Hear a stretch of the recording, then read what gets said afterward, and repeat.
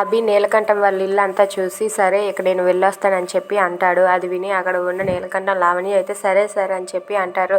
ఇక అభి అయితే నాకు చిన్న అర్జెంట్ పని ఉంది వెళ్ళొస్తానని చెప్పి అభి వెళ్ళిపోతాడు. అభి అయితే అక్కడి నుండి వెళ్తూ ఉండగా అది విని స్వర అయితే ఒక్కసారిగా తనైతే గుటకలు మింగుతూ హమ్మయ్య అని చెప్పి అనుకుంటుంది. ఇక నీలకంఠం లావణ్య వాళ్ళిద్దరూ దగ్గరుండి అభిని కారు దగ్గరికి అయితే తీసుకుని వెళ్తారు.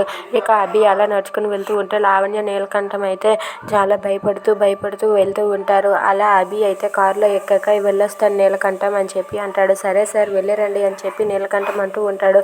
అలా వాళ్ళిద్దరూ కూడా అభిని పంపించేశాక పరిగెత్తుకుంటూ లోపలికి వెళ్ళి అమ్మ స్వరమ్మ నువ్వు బయటకు రావచ్చు, అభి సార్ వెళ్ళిపోయారని చెప్పి అంటూ ఉంటారు. దాంతో అక్కడ ఉన్న స్వర అయితే బయటకు వస్తుంది. రాగానే అక్కడ ఉన్న నీలకంఠం అలాగే లావణ్య వాళ్ళని చూసి ఇలా అంటూ ఉంటారు, పెద్ద గండం తప్పింది అని చెప్పి అంటూ ఉంటారు. అది చూసి అక్కడ ఉన్న స్వర కూడా పెద్ద గండమా, అమ్మో ఎంత పెద్ద ప్రమాదం జరుగుండేదో, నేను బాగా తప్పించుకున్నాను, అసలు ఇలా ఎందుకు జరిగింది ఏంటో అని చెప్పి స్వర అయితే కంగారు పడుతూ ఉంటుంది.